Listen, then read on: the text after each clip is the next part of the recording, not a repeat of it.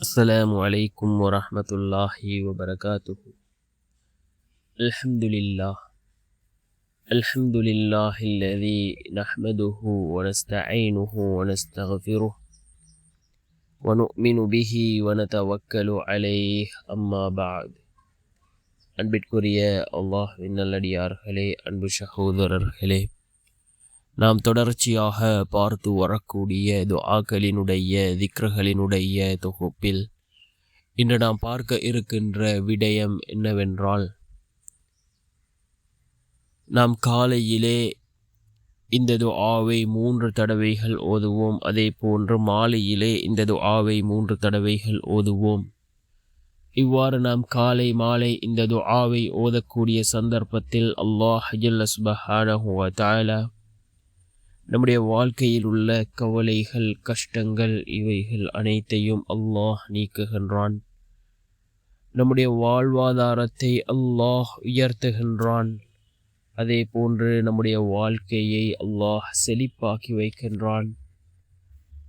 அப்படிப்பட்ட மிகச்சிறந்த ஒரு துஆவை தான் நாம் இன்றைய வீடியோவில் பார்க்க இருக்கின்றோம்.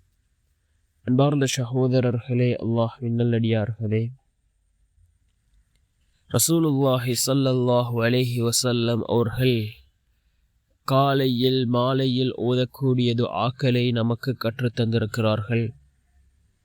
ரசூலுல்லாஹி ஸல்லல்லாஹு அலைஹி வஸல்லம் அவர்கள் இந்த துஆக்களை கற்றுத்தந்ததன் நோக்கம், காலையில் ஓதினால் அல்லாஹ்வினுடைய பாதுகாப்பு கிடைக்கும், மாலையில் ஓதினால் அல்லாஹ்வினுடைய பாதுகாப்பு கிடைக்கும்.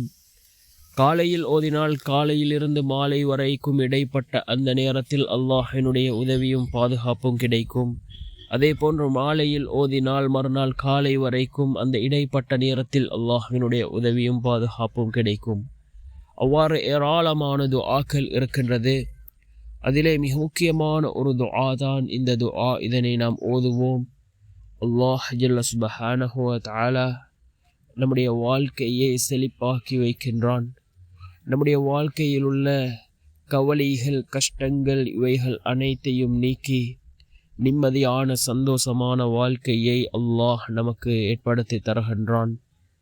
அல்லாஹ்வினுடைய உதவிகளை பெற்றுத்தரக்கூடிய அந்த துஆ என்னவென்றால், பிஸ்மில்லாஹில்லதி லா யதுர்ரு மஅஸ்மிஹி ஷைஉன் ஃபில் அர்தி வலா ஃபிஸ் ஸமாஇ وهو السميع العليم. بسم الله الذي لا يضر مع اسمه شيء في الأرض ولا في السماء وهو السميع العليم என்ற இந்த துஆவை ஒவ்வொரு நாளும் காலையில் 3 தடவை, அதே போன்று மாலையில் 3 தடவை ஓதி அல்லாஹ்விடம் பிரார்த்தனை செய்வோம்.